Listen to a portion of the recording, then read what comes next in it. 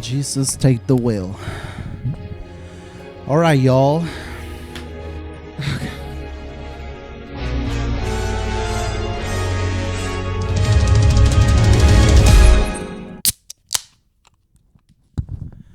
To start, Welcome everybody to extra special intervention.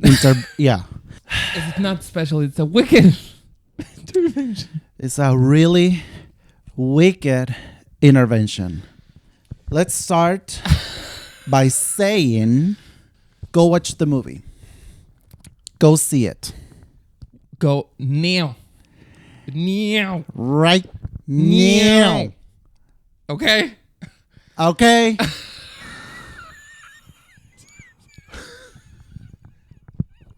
Bitch, I have never seen a musical this good. Period. End that story. I have never seen a musical this good. I am blown away. What did I tell you before we went to the movies? I was like, I don't have any expectations. Any expectations? I'm not really like excited. I'm like, okay, let's watch. I was fine, but I had like no Expectations. There was no bar. It wasn't high. It wasn't low. It wasn't anywhere. Zero. What were your thoughts before the movie? I was excited. Excited. I was so excited. I was like, Have you read the book? Yeah, I Okay. have. Okay. I know the story. Okay. I never saw the musical.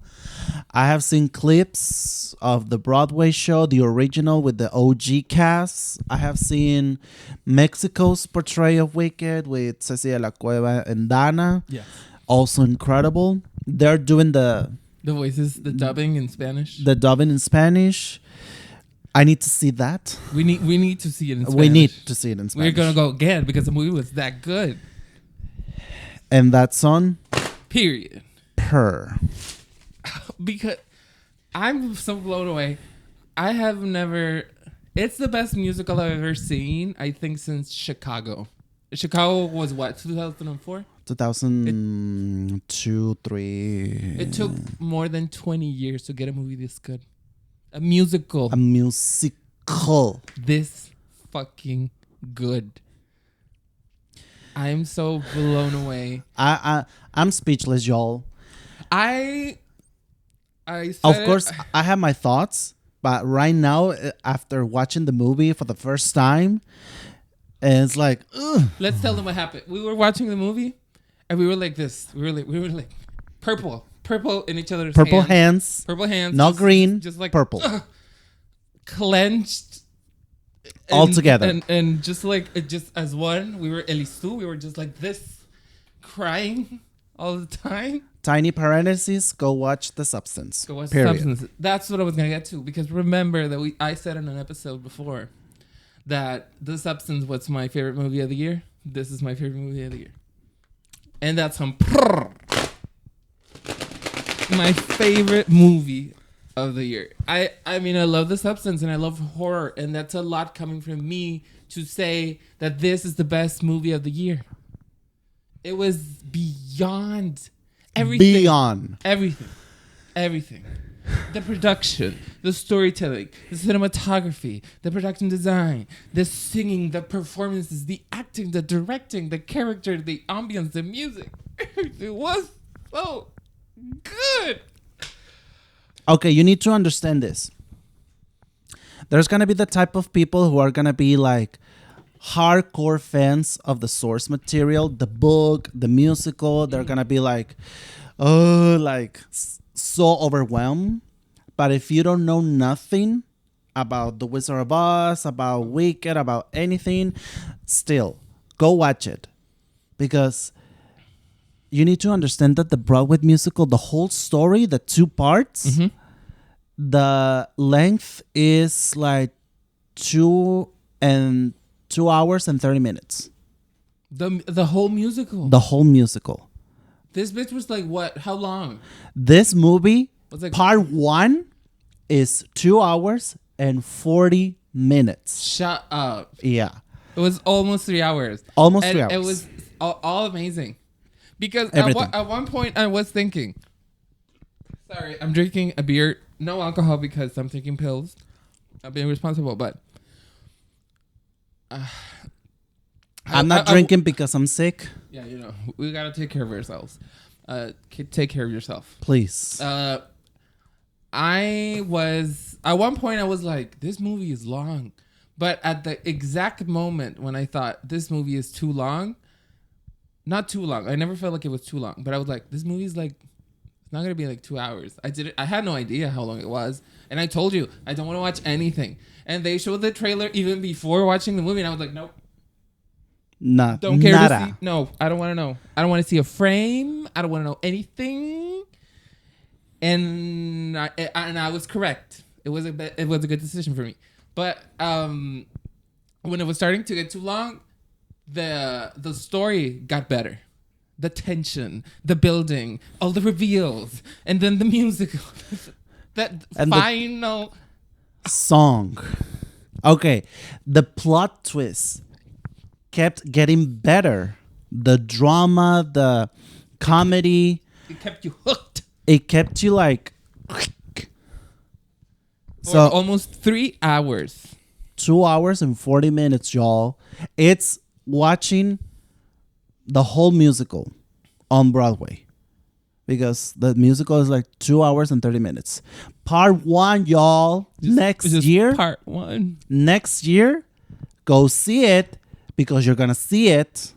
Mother Mamadonna commends you to see part 2 and part 1. Both of these movies. These nuts. No, that's not it. But both. I know you like a pair. I know you're watching. We got the movie to Jutonio. Okay. It was packed. I don't know why, but thank you. Here in Jutonio and in Mexico, they premiere the movie like on a Wednesday instead of a Friday. In the US, they watch it until Friday. Yeah. Probably the early screening at Thursday midnight. Yes. But for us here in Jutonio and Mexico, we've been blessed by watching it 2 days earlier. First thing, us Browns get and gays. Right. The gays, the theys, the ladies. But it was packed. I was so surprised. I was honestly surprised that because it was like a large theater. Yeah.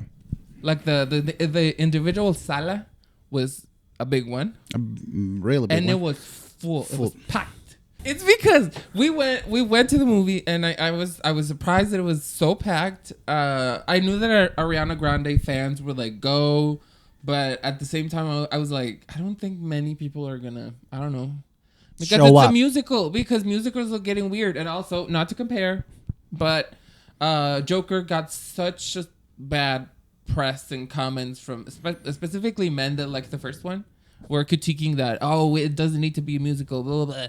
And we hadn't seen a very good musical, I think, in a long time.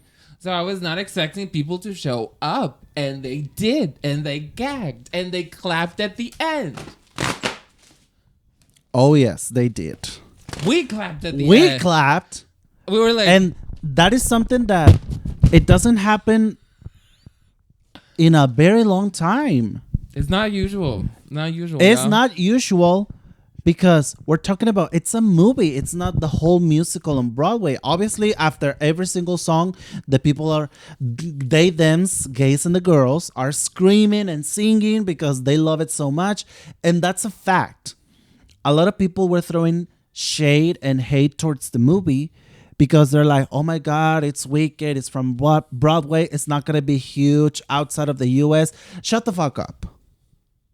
Because you have seen what you needed to see outside of the US. You over there throwing shade and hate towards Wicked. The Mexicans and the Houtonians showed up. It was packed. Before we get into the details of like commenting on the movie, we're gonna comment on we're gonna comment on the experience of us watching the movie. We left the theater. We didn't speak. We didn't say nothing. We were didn't just say like shit.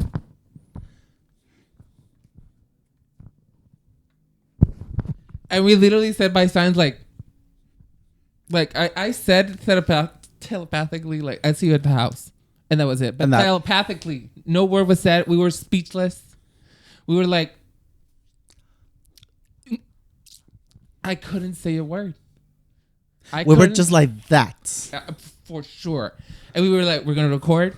And we didn't talk. So this is the first time we're talking. So that's why we're like. That's why we're doing this like wicked intervention, y'all. It was great. It was great.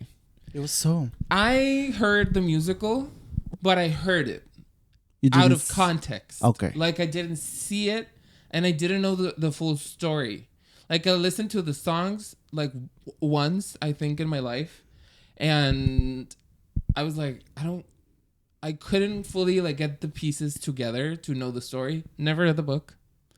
Never saw the play. I knew of it, of course. And I was excited because I liked seeing clips of Kristen Chenoweth as Galinda. Galinda. In the movie, in the original Broadway show. Yeah. I loved seeing like her doing the character. So that I had no idea of all the story. I was just watching Kristen Chenoweth being comedic and being fun and singing her ass off. But I had no idea. I had no context. I had no clue. So when I was watching the movie, I was like, what is this? This movie is amazing. Like the story on every level. Like the commentary on minorities, on being different, on being everything. And everything, everyone, all at once. And Miss Thing was the villain. I was so pleasantly surprised. I mean, I didn't know nothing. I didn't know that she was gonna turn bad. So I was like, I had no idea. What was your experience reading the book and knowing like I mean I didn't know anything, so I was just like, this is wicked. Okay, y'all, you need to understand this. The book is way darker than the Broadway show and the movie. There has been some parts. No, trust. I don't know. I don't know how to read. So how am I gonna? Okay, y'all. Again, you need to understand the book is way darker than the musical and the movie. Of course, in the movie there had been some glimpse of getting like twisted and mysterious and dark and that part. But in the book is way darker. Really? Yeah. I haven't read this. Okay, the same commentary of being an outcast and everything related to animal control and all that, it is here in the book. But the way that like worse? Way worse. Like if you have already watched the movie, you were gagging the way they portray this animal control thing and the mystery and the darkness of the Land of Oz and Emerald City. You will have to gag if you read the book. The book is really good. I cannot believe it. Because I was not expecting a serious movie. I was not expecting it to be so, and it's ironic to say real because it's a fantasy movie and it's a musical and it's very unrealistic. Of course, it's a fantasy. But to get so real in its commentary, I was like, whoa, this movie is not taking itself like, and to balance out the comedy with the darkness, I was just so impressed. So impressed. So impressed. And I kept thinking, I mean, the only thing I knew, of course, I knew Popular. I knew Defying Gravity, of course, the songs. And again, I saw like scenes of Kristen Chenoweth. So the only thing that I had in mind was like, how is Ariana Grande gonna do the character? And I was sort of thinking, which is not fair. We shouldn't compare performances. I think. Yeah. But I was thinking like all the way through. I was like, what is?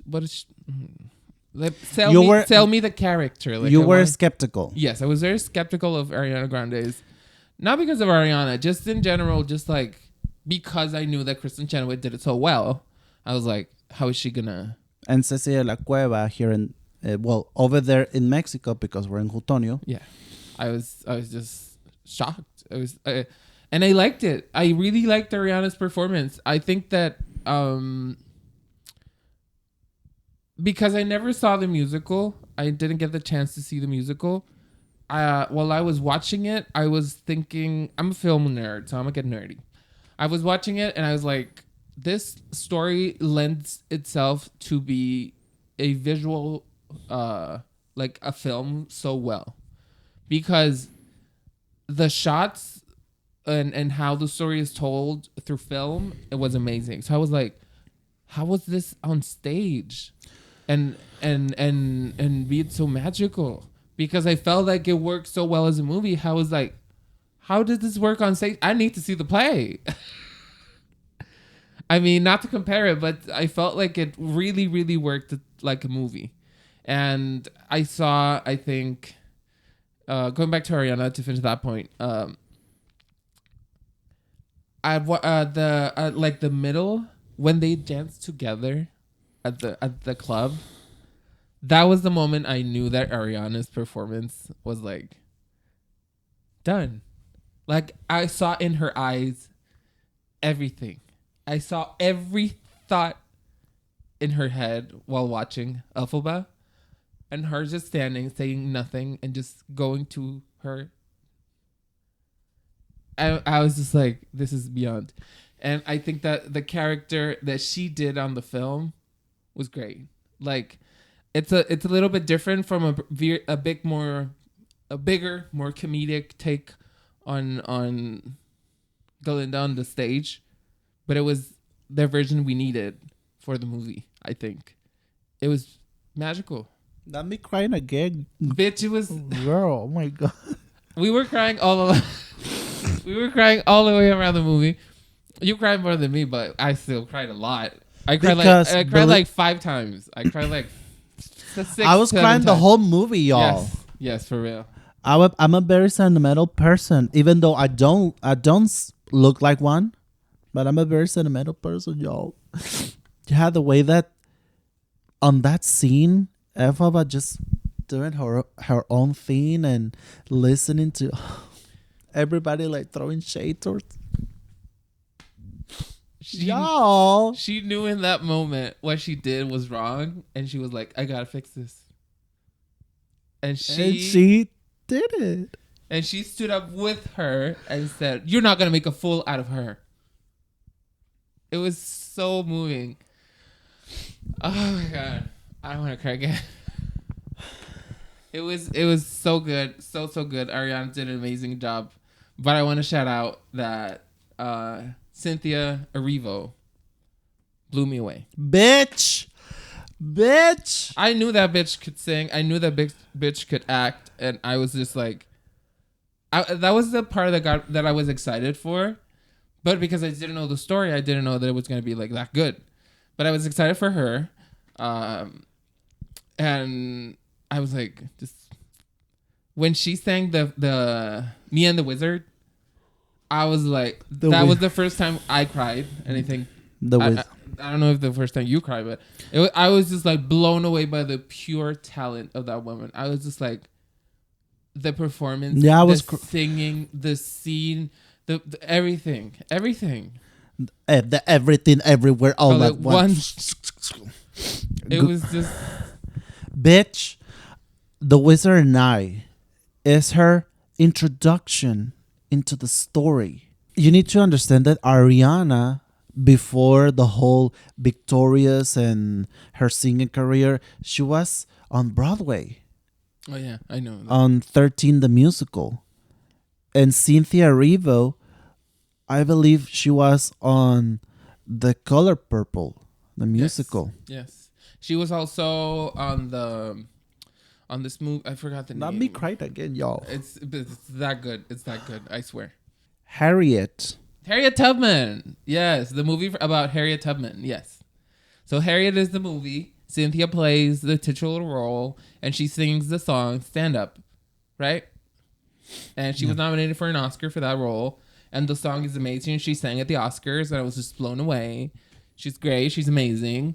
And when she sang "Me and the Wizard," I was just like, this bitch is here not to display the competition. She's going to win. Like, winner energy. And that's why I mean that I was blown away by the movie, because I knew that it was a play and I knew that it was a book. And I was just watching it, and I was like, it was beautifully shot. The whole sequence of her like going through the building and then going through like the fields and then standing on top of the hills, or well, not the hill, but sort of like but it was so visually well told and still like so well acted, and she sang incredibly. And I honestly y'all, it's the best movie of the year. I think that it will get nominated for 20 Oscars. I don't know how many at everything. And I don't think that it's going to win for acting this year. I think it should win for everything else. Directing, the production design, the costumes, the set design, everything, the cinematography, the editing. Obviously, the score and the music, of course. Music. The script to make the story this long and make it so entertaining for almost 3 hours when the play is like less than that. It should get every Oscar, but I don't think it should get Oscars for acting, because at the end of the movie, on that shot when that bitch is with that broom and you see her like literally like flying with a huge ass cape. And she stands as the icon of the Wicked Witch of the West with all her power. And you see her embrace who she is like never before. That's on prrr. I was like, oh, this bitch is getting started. She's just getting started, y'all. That was mind-blowing. It was so good. And she was just getting started. Because it's part 1. So I was just like, I don't think that she's gonna get an Oscar. If she does, deserved all the way. Amazing. She should get nominated. Obviously. But I think that she's gonna devour on the next movie. Because no, she's a free woman. Lady Gaga would say. She's a free woman now. She took that broom and those monkeys and I say, I'm going to the West. And if you care to find her, look at the western sky. That part. It was so good. Okay, y'all. We're going to talk about the music. The movie starts with Galinda flying on that bubble with "Let us speak loud." Bitch. I was not able to see her because there's just the big bubble. But hearing that "Let us speak loud," bitch, I was done. I was so done. I was like, purr. And that's some purr. I could not believe the vocals of the Ariana. I'm not a huge Ariana Grande fan. I was not a huge Ariana Grande fan. One of my best friends, you should know her as Narcisa, the drag queen. One of my besties. Mwah. Kiss. She and I are besties, and she always loved Ariana Grande, and I was like, I don't get it, honestly. But since day one, since Yours Truly, I think it's her first album. Yeah. And I was like, I mean, I don't know. I didn't personally get it. No. And she started to build up on me, and I was like, okay, I get it. We're getting somewhere. And then this. The vocals. Oh my God, y'all. The vocals. The vocals. And it was the first song. First thing. She was floating. She was far away. She was floating on air. You can see only the image of the bubble. And you only listen to that part. Let us speak loud. Y'all, no one mourns the wicked. The first song. Oh my God. Everything. We are located at Munchkinland. Munchkinland. Uh-huh. and everything in that scene. And it was just the first song. And it's like,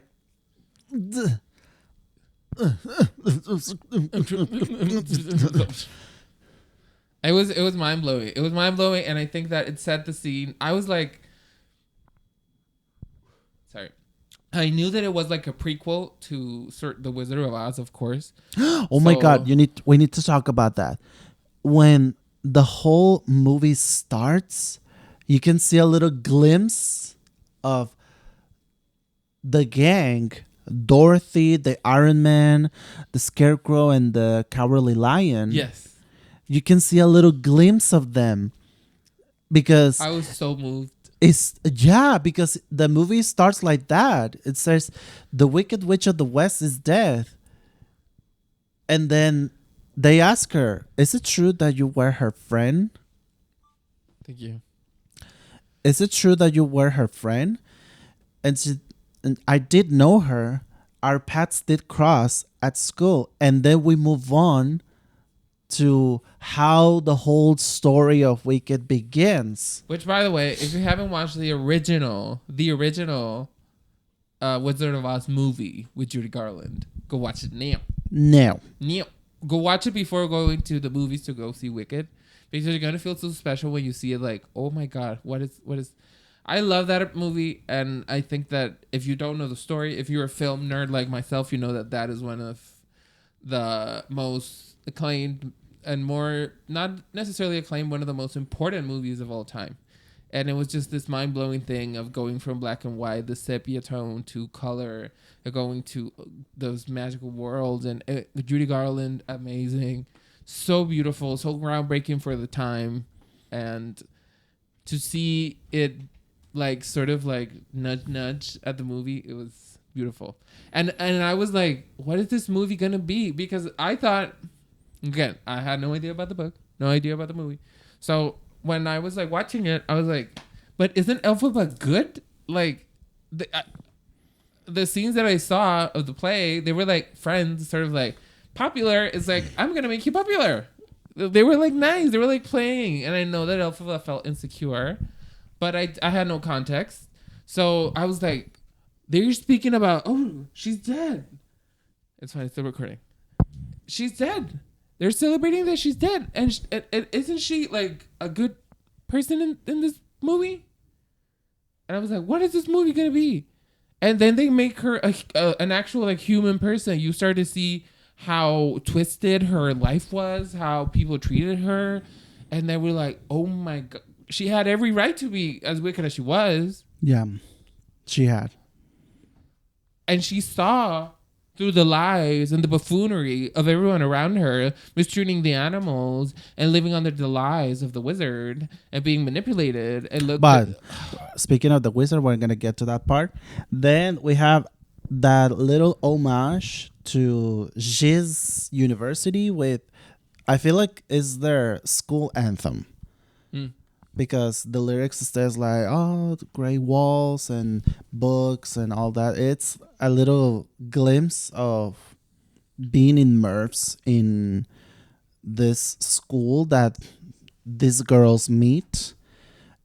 And at first, because you need to understand again, the production design, that whole set is real. It's not CGI. I couldn't believe it.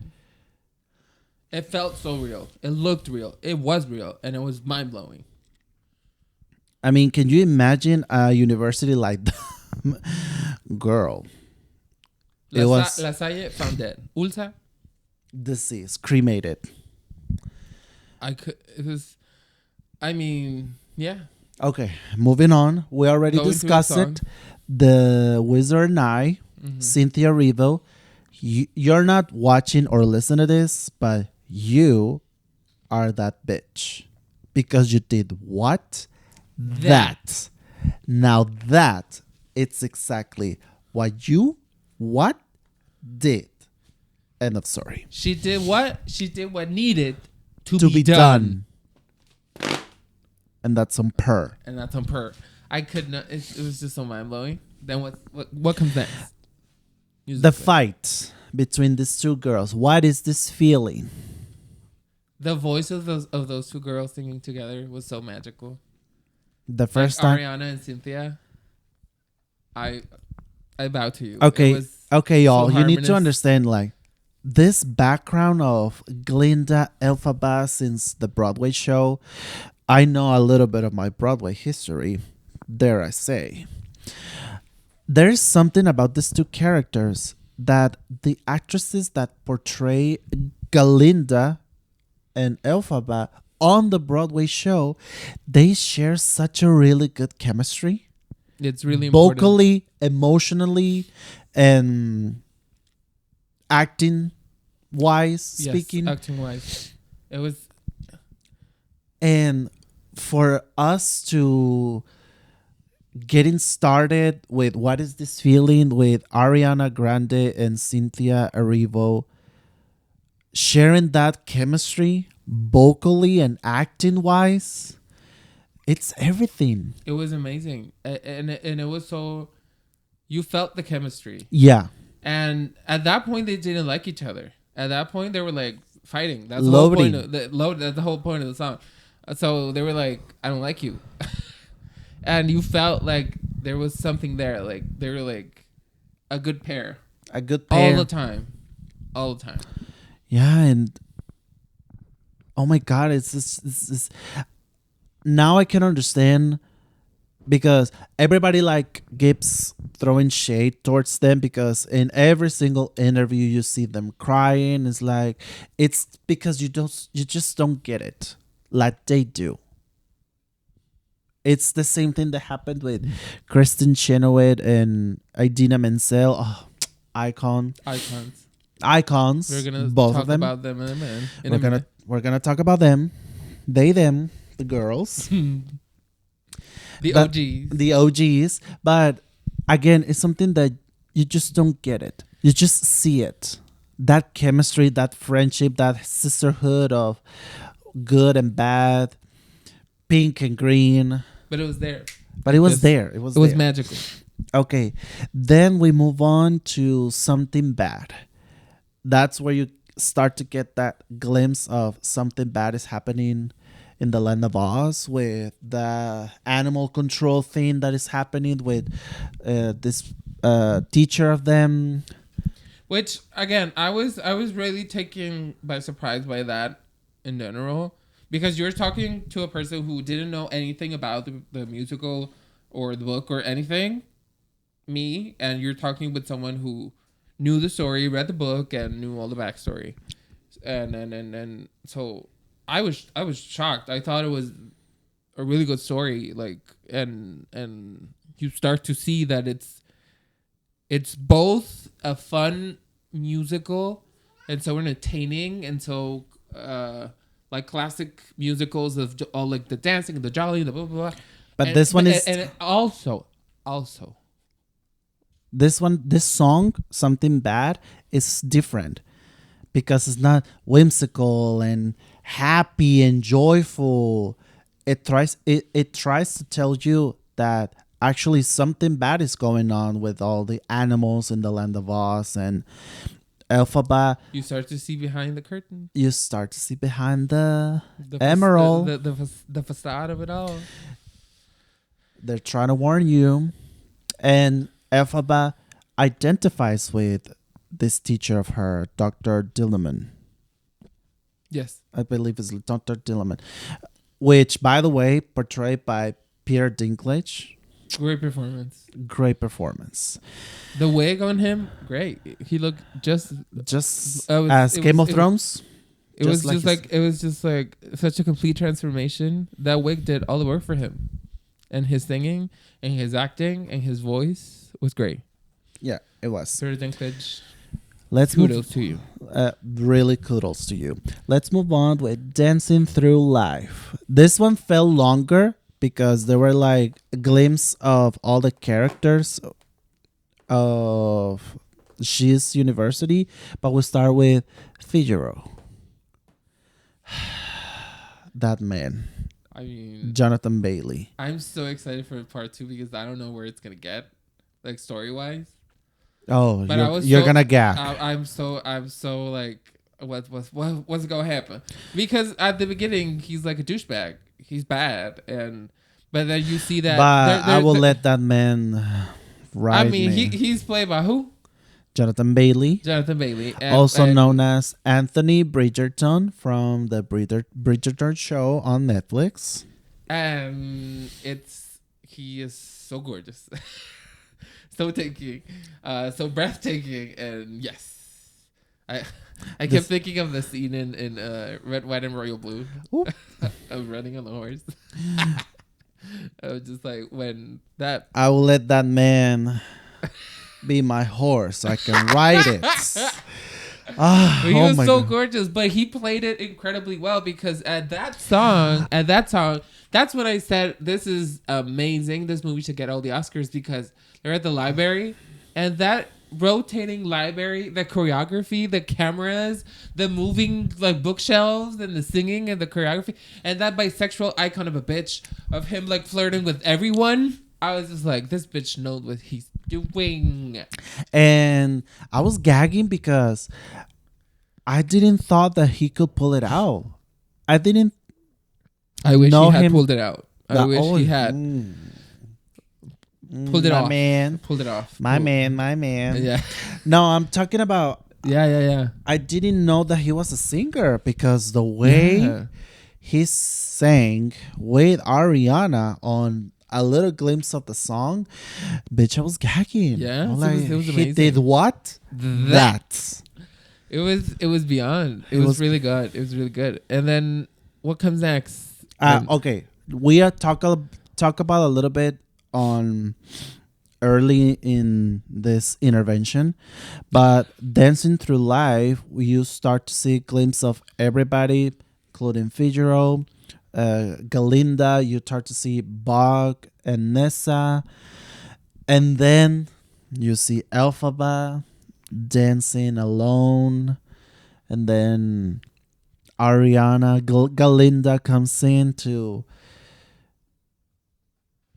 forget about the past and tries to make a good amends and a good friendship with her because she started to feel bad about her. Like when she's dancing alone so proudly, and again, I saw in that moment I was sold on all the performances because I saw in Ariana's eyes that she knew that she had done wrong and that she had to mend. She saw her as a human, and now like this freak of like, oh, you're green. It's just like, I feel your feelings. Yeah. And it was so humanizing and it was so beautiful. Yeah, it was. Those motherfuckers like got what they deserved and that they were laughing at them, and then Galinda was like, you're not gonna shame my bitch. You're not gonna treat her like that. Because she's what? My bitch. She's my bitch. She said, that my bestie. You not messing with my bestie. You know? She's my greeny bestie. And it was so beautiful. So was. beautiful. So beautiful. And then we move on to the one and only where the whole theater, y'all, was like glimpsing and little singing and little doing their thingy. yeah, everybody was doing that because it's the iconic song Popular. The way Ariana did that. Did what? That. Honestly, it was the song that everyone was waiting for. I think it's the most popular song aside from Defying Gravity, because I think that, of course, it's like Galinda's most well-known song. I think it shows her comedic side, and I think it's, again, it's so magical to see that Ariana, who did Popular with Mika, the popular song back in 2013, y'all, and now she's actually singing Popular from Wicked. The song that was sampled for Popular Song. It was just so magical. And I was thinking of the scene of Kristen Chenoweth, and I was like, I think I liked it better with Kristen because it was more comedic. But as she continued, I was like, oh no, like I love this because it's a different thing, but I still love it because at the end, when Elphaba leaves and Ariana's left alone, and she's like going through the hallway and then goes back into her room, I said, "This, give her everything. Give her all the prizes, all She the awards." did what? That.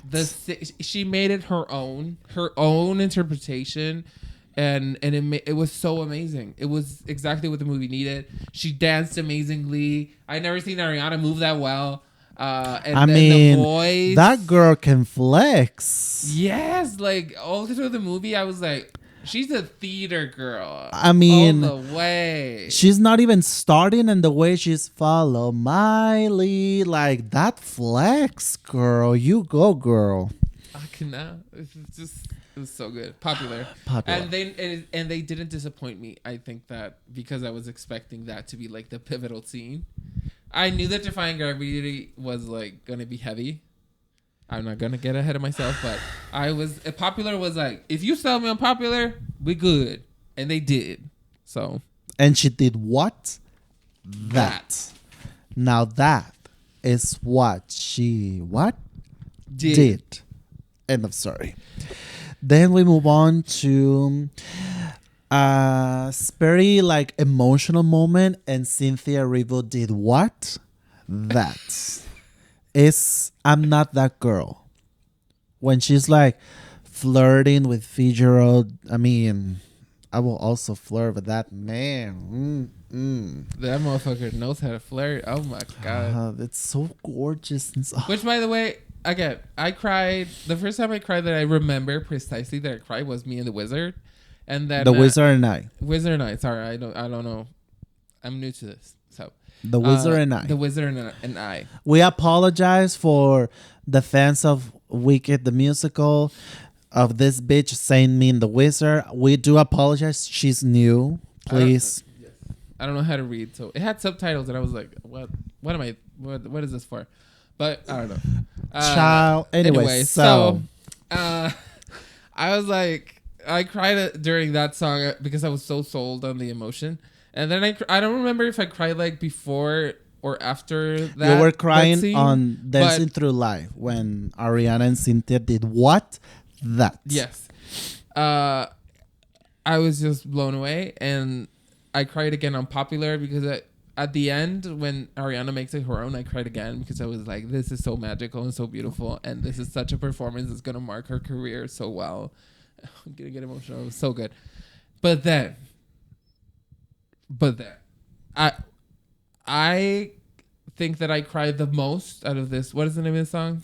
I'm Not That Girl. I'm Not That Girl. Because I related to that song way too much.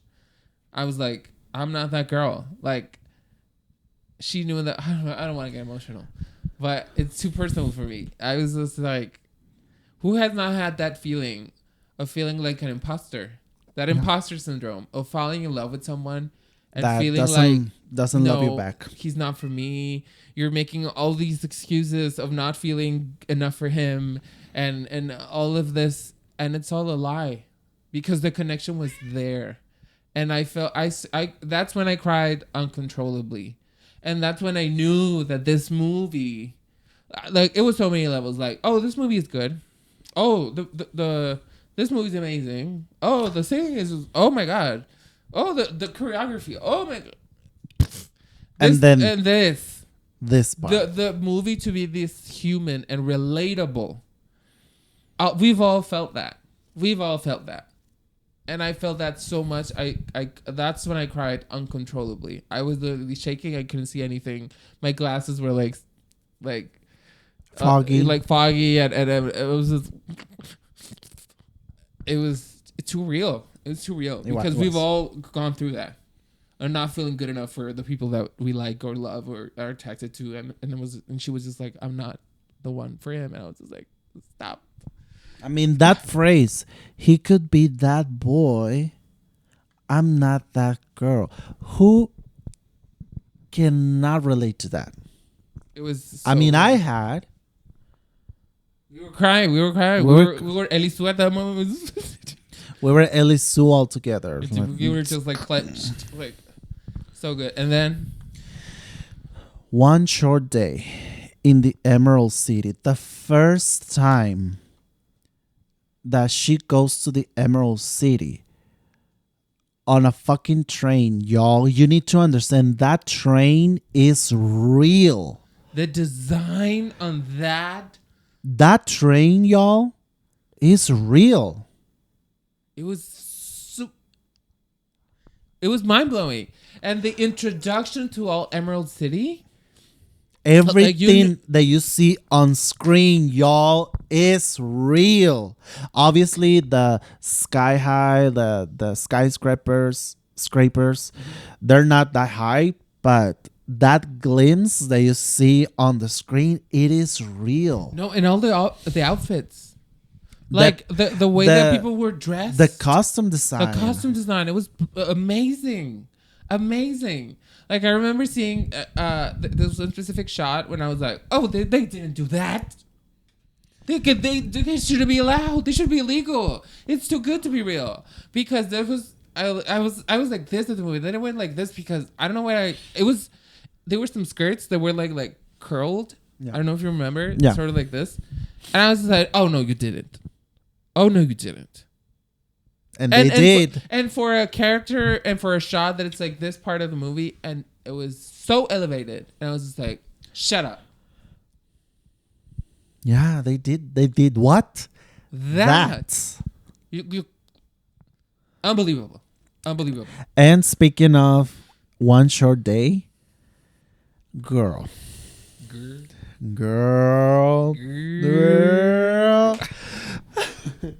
We need to talk about that cameo of Idina Menzel and Kristen Chenoweth. At that The moment, way, the We- way I was like, oh, look at that. we wept, and the way they both had like 2 or 3 moments in the song where they just like let loose. Like Yeah. Kristen Chenoweth hitting that high note. And then Idina Menzel recreating that ending of her Defying Gravity. It's like, oh my God. It was so heartwarming It to was see them together again again. on a show that they did 23 years ago. And still have those vocals. And still have those vocals and that theatricality. Bitch, I was so done. I was beyond gagged. You see? It keeps getting better. Like, It keeps getting better, like, y'all. Every time we were like, oh, this is good. Oh, this is great. Oh, this is amazing. amazing. This is mind-blowing. What the fuck is this? It was just the reveal after reveal after layer after layer of Oh my God. many good things. I remember that I saw an interview of Kristen Chenoweth with Kelly Clarkson, and she was like, I may not have seen you on Wicked. And I was like, oh, this bitch, she did something. And the way that, again, the reveal that walking towards each other and that glimpse of a moment, it's like, bitch, I was like, They did not do that. I was like, but I guess can what? imagine. It was No, guess what? They What? did what? that. Now that is what they what? Did. End of story. Oh my God. Disease. And then we Cremated. get to meet the wizard. And then they get to meet the wizard. And I really, at that moment, I was thinking like, oh, this movie is long because we're nearing the end. But I was like, oh, this movie is long. We're going to meet the wizard in part 1. I had no context, of course. So I was like, how long is this going to get? Because we still got to meet the wizard. And I don't think that, like, what's going to happen? I didn't know. I had no idea. And I think that Jeff Goldblum was so beautifully cast. I did not know that he could sing like that. And he was so beautifully cast because he is... Jeff Goldblum as an actor in general is so like alluring. He has such a weird energy, but it's still like so interesting and so you still engage with him. it was the role that he needed to play, and it was so good. And I did not know that he could do like the singing that he did for the role. Yeah, he's saying a sentimental man. I couldn't believe it. Couldn't believe it. And then the plot twist comes. The plot. I get y'all. It keeps getting better and better and better and better and better. That plot twist. Spoilers. Obviously, in this intervention, we're talking about spoilers, y'all. But the plot twist that the wizard and Madame Morrible portrayed by the icon From Everything Everywhere All at Once, Oscar winner. From Everything Everywhere All at Once, Michelle Yeoh. Bitch, I was so blown away. You know what that was? You know what that was? That was at the level of Agatha All Along. Yeah, that plot twist of them being together, scheming and knowing that they were doing all these wrong things, and being behind the animal thing, and tricking Elphaba into giving them what they wanted, and the spies, and it was like Agatha All Along, like, whoo! All this time, this friendly little nosy neighbor, your friendly guide, is actually the one who's gonna manipulate you all along. And I was just like, shut up. Like I sort of saw it coming from the wizard, but I didn't see it coming from her. From that. I was just like, what? She knew? I thought that she was gonna be surprised and be like, so poor her. No, that bitch knew what she was doing. And she was taking advantage of the poor little girl. Oh my God, you're gonna gag even more when you get more context in part 2. I cannot wait. All right. And then this bitch, like, we need to take a moment of silence because, oh my God.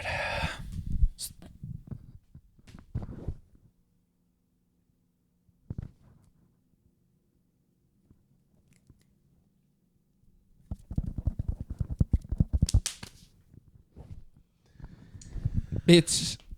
So, what happens in the movie is that, what happens in the movie? She does the spell, and the monkeys get the wings, and then they say spies, and then we get the reveal, and everyone's like, "What?" And I was just like, "What?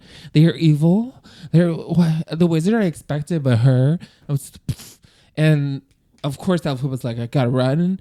And Galinda at that point had made a real friendship with Elphaba, so and she's her. so conflicted, and she wants the dream of what the wizard has always promised, but at the same time, she's like, I know that Elphaba is hurting and is feeling betrayed, and they try to escape, and it's so breathtaking and so full of tension, and we get to this buildup of them being locked in a tower after running and trying to escape, and then they get locked into a tower, and then that moment starts. That song.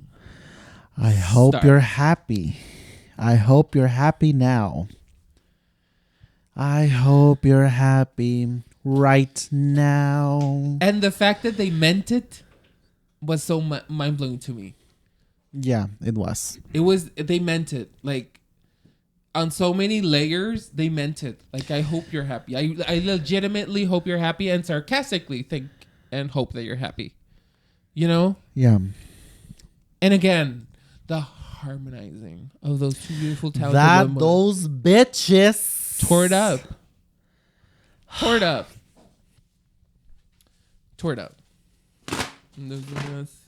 go. Let's do it again. 1, 2, 3. It was just those harmonization, Andra. They did what? That. Now that is what they what? This. Period. And then after Glinda at this point, yeah. Glinda at this point, because context, before Elphaba goes to the Emerald City, Glinda starts to say, in honor of our teacher, I'm gonna change for Glinda because the teacher did not how to pronounce Galinda. He was always saying her Glinda Glinda, without the A. without the A. And she adopts the name, sort of like faking it to sort of like join the side and be in the circle. Uh, but But yeah, we she get goes to, from Galinda to Glinda.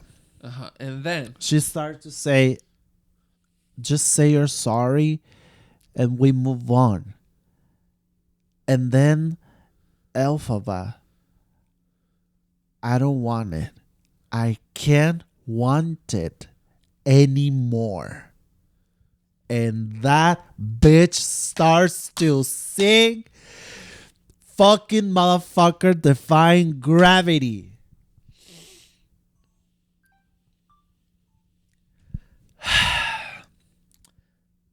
and that bitch tore it up. And that, I mean, again, y'all, you need to understand that Cynthia Erivo, she's a Broadway kid. She's a performer. She's an actress. She knows how to give that glimpse of hurting and emotion and angry. She knows how to do that. But that climax, that like fully on releasing those emotions, and bitch, that broom coming towards her and gravity like owning that nickname that Madame Morrible gave her, this wicked witch. And she's like, oh, I'm that bitch. Yes. I'm that witch. I could not believe it. I could not believe it. And I mean, I am not a singer, obviously. I'm a lot of things, but the one thing I cannot do is sing. And, you know, so I don't speak technically in any way. But I was just so blown away by her voice. Because, again, we all know Adina's version. And we know how good that song is. We know. Oh, we know. We were prepared. I was not prepared for Cynthia's version. Because again, her texture, the texture of her voice, you could like feel. She hits those notes like nothing. Like it's not like she's doing it like it's not even like doing like it felt like so effortless and so human and so beautiful and the music and the build up. and the build up. And again, not to compare. I'm gonna do a little side note because I got to, but I understand. I stand by the fact that I think that Joker 2 is a good movie, but I also understand that I felt frustrated. We went to see it together, so I was like at one point when they start singing, I'm like, don't sing. Honestly, I was speaking for myself because I was like the story stopped.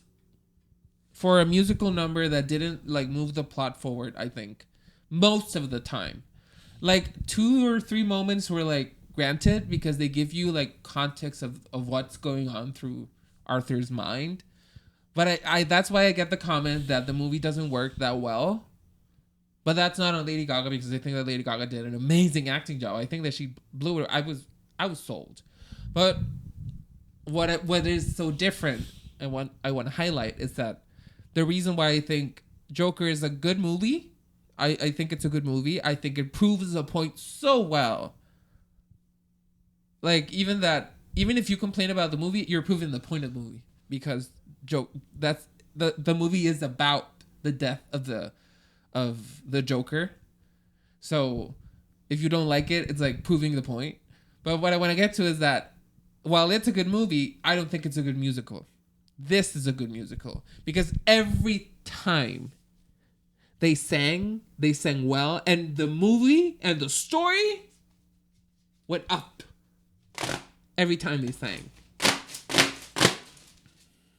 Like Define Great, the whole song, the lyrics, the build-up, the emotion, the singing, the performance, the acting, the everything, the setup, the guards going towards her, and her getting like the cape and getting flying and everything. It was just like. Okay, y'all, you need to understand. Everybody knows Idina Menzel's version. Period. Idina's version is that Iconic. bitch. It's iconic. End of the story. But again, you need to understand the way Cynthia Erivo evokes the rawness, that glimpse of really hurting. It's like it's already Cynthia's moment to shine. And that's when I knew, like, oh, this bitch is getting started. Because all this time she was controlling herself. She was like hurting on the inside. But then she was like, you know what? You're not gonna hurt me anymore. And she flew on that broom. And it was, oh, this bitch, I'm not ready for part two. I'm not ready. Okay, and again, eh, I believe that is a little glimpse to the stage show because at the time that she's so if you care to find me, look through the western sky on the show. Idina starts to rise up and her like cape starts to like getting longer and longer and longer. And the way Cynthia Rivo's cape began to getting bigger and bigger and bigger. And the way she did that high note at the end, and that glimpse of seeing that humongous cape and still doing that thing, y'all, She did what? that Bitch, I was blown now away. that is what she what did. Bitch, I was so blown away. And again, it proves the point that I was so mind blown by the fact that, oh, this is a beyond excellent movie. Because I hate to compare it to this, but I feel like it's the most universal thing. But walk with me. I know that everyone saw this, even the ones who didn't. It was once, at one point, the most successful movie at the box office, Avengers Endgame. When you see Captain America get Mjolnir, the movie stops for a second, and you're like, this is not happening. I cannot believe they did this. And you get that cinematic moment of so much buildup. And that bitch was building up for like 20 fucking movies. I don't know how many movies. Since the Iron Man to Avengers Endgame. And they did that cinematic moment of her. She was not even flying there yet. She just like looks to her side. And you see the silhouette and the hat. And she has a broom. And you see the cape. And it's like, it hits you like, shut up. She is the Wicked Witch of the West. Yeah, it's and at the end, to see her in her glory with that big ass cape all the way of like 20 kilometers long. It was just such a cinematic moment. Such a moment in film that I was just like, shut up. Again, you need to understand that when Idina Menzel starts to rise up, everybody that have seen the play, the stage adaptation of the book, well, of the musical,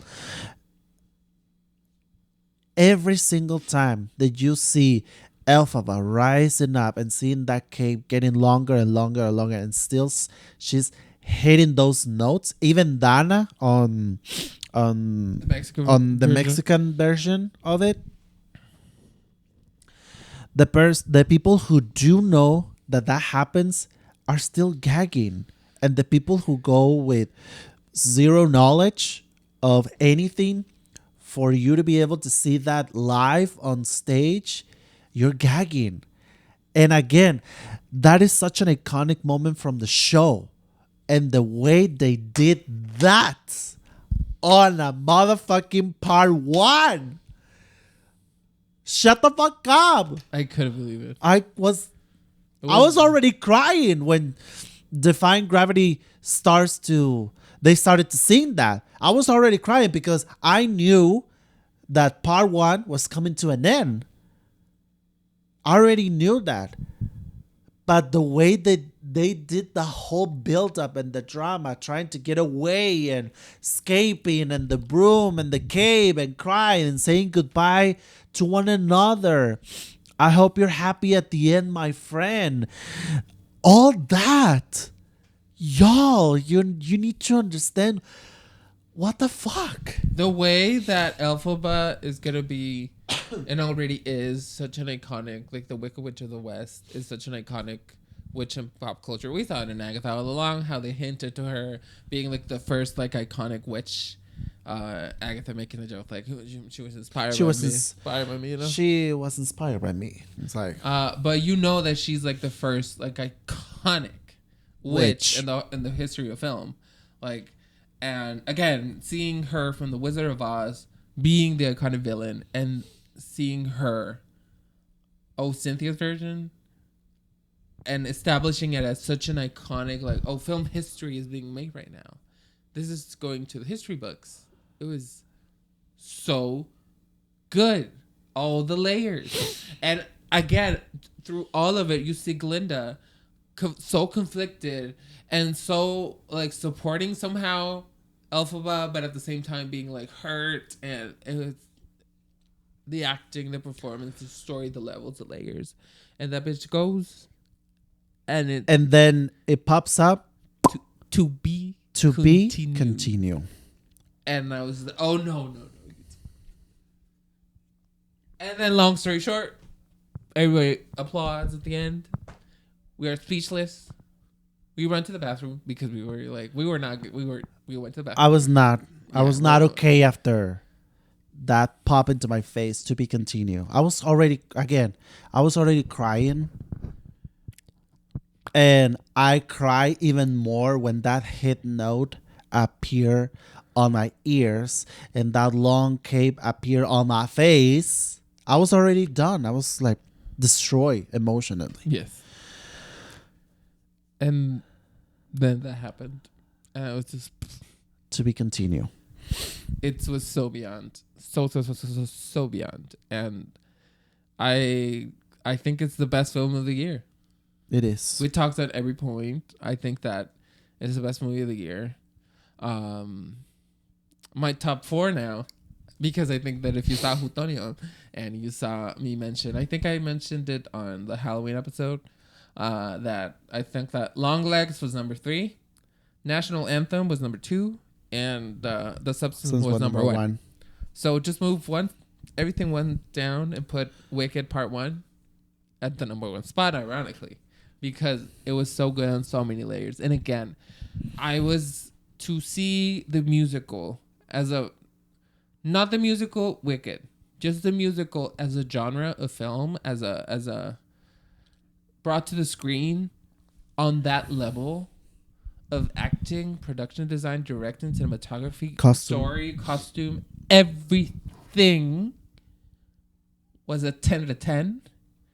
And that the movie musical was revitalized in this way. We had never had, not at this level of iconic since Chicago. Like, remember Chicago? I mean, come on. That shook up. That movie is iconic. And actually won Best Picture. And Catherine Zeta-Jones won Best Supporting Actress. Like, come on, you cannot deny that movie was impactful. And it was, again, such a musical. But it was built up a little bit more because I think around those years, like Moulin Rouge came out, we sort of see musicals like sort of come again a little bit. And then we had some good ones over the years. But I think that because the movies were moving towards more action-based, and Fast and the Furious had like 20 movies, and the Marvel Cinematic Universe, and DC had this whole mess, and the musicals were not nowhere to be seen. And the last musical, ironically still with the pop girly Lady Gaga, Joker, was like so divisive and then and then erase that. Don't think about that, and start thinking about the history of Hollywood, of movies, and go back to the original Wizard of Oz being a groundbreaking film, and this movie being a groundbreaking film of revitalizing musicals in film like we hadn't seen in decades, and this new millennium. It was such a high point. It was so amazing. It was so mind-blowing. I could not believe it. Best movie of the year. And we're going to go to see it again in Spanish, and we're going to do a version in Spanish because we're going to comment on it again because we need to see, well, we need to hear more so the performances by the original cast in Mexico, which were? Ceci de la Cueva and Dana.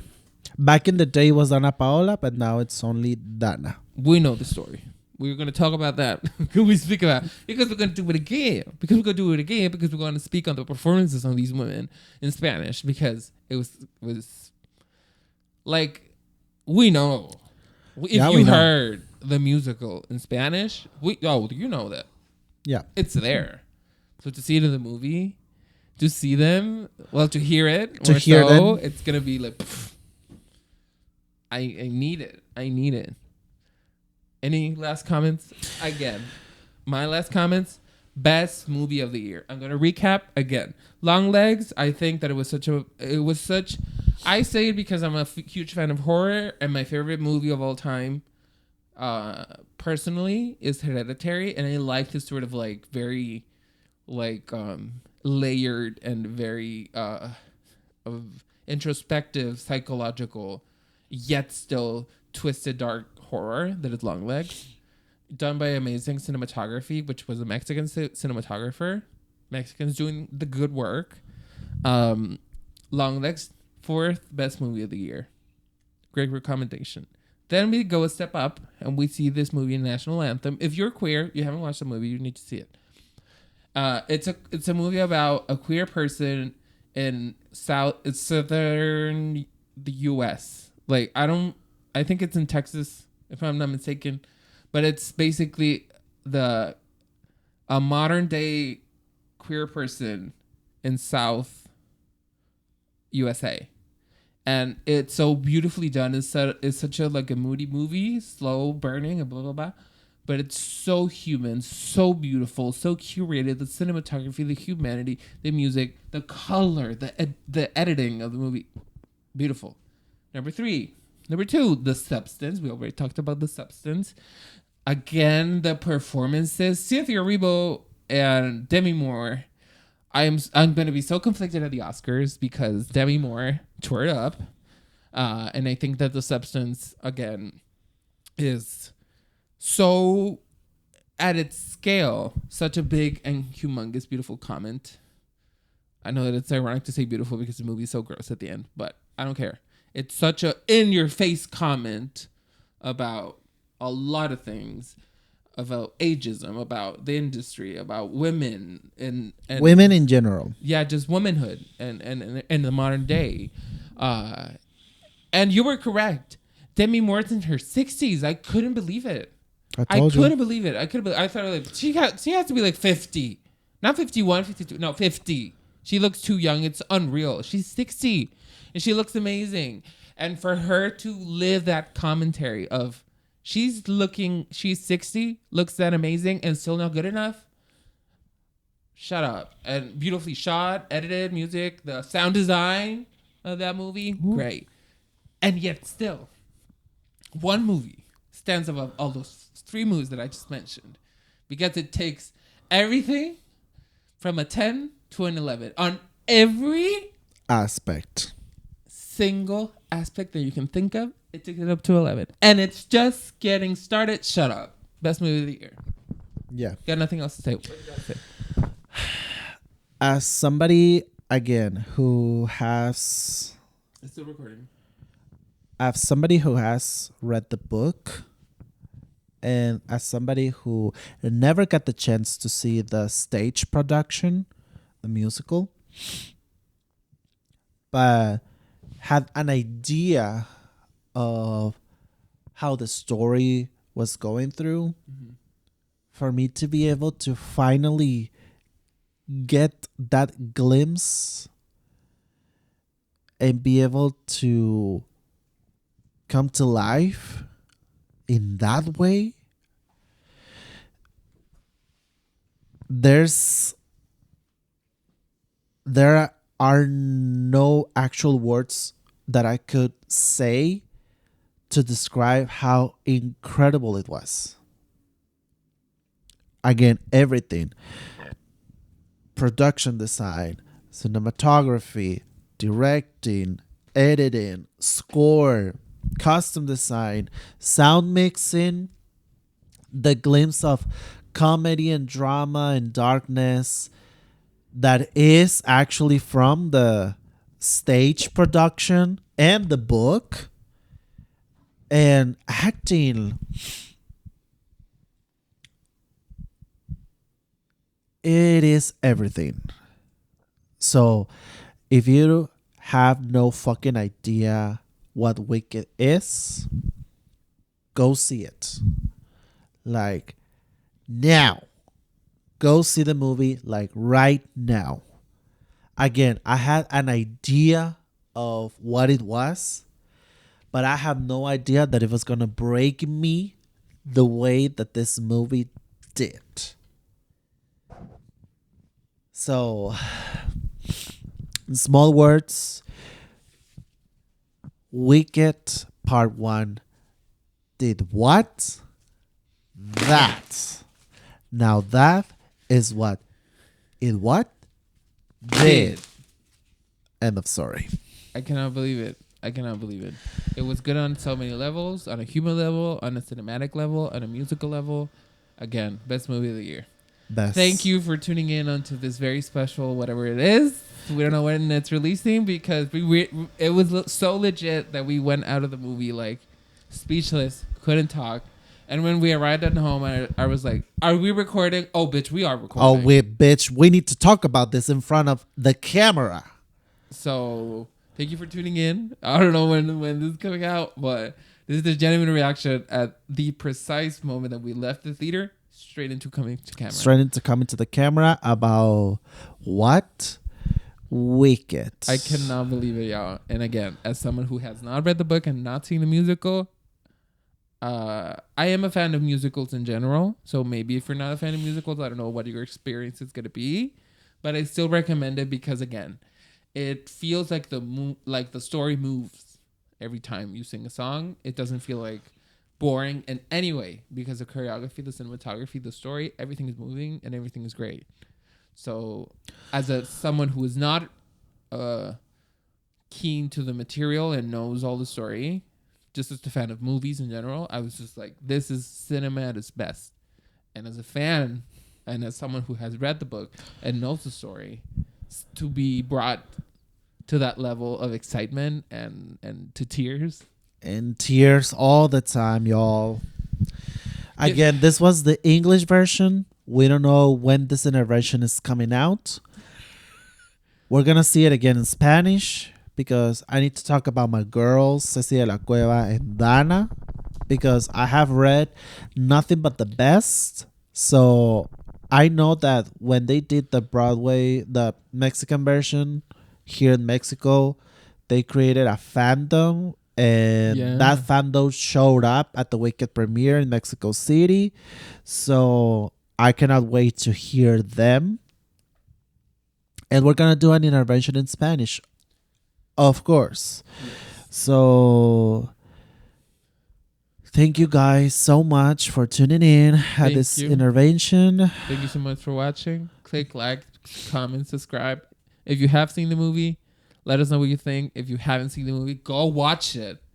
Go watch it. And then you comment on this video because you need to watch it right now. I'm not kidding. I'm not playing around. But again, we're doing a version in Spanish, so stay tuned because we're gonna review the show again, the movie in Spanish. We're gonna see it again, and then you come back. And if you complain about the English, well, you got a Spanish version for you. So probably the Spanish version is already out, so go watch that. Yes, please. Thank you so much. Thank you so much. Stay tuned for whatever this is. This new special intervention. Spanish Intervention. Bye.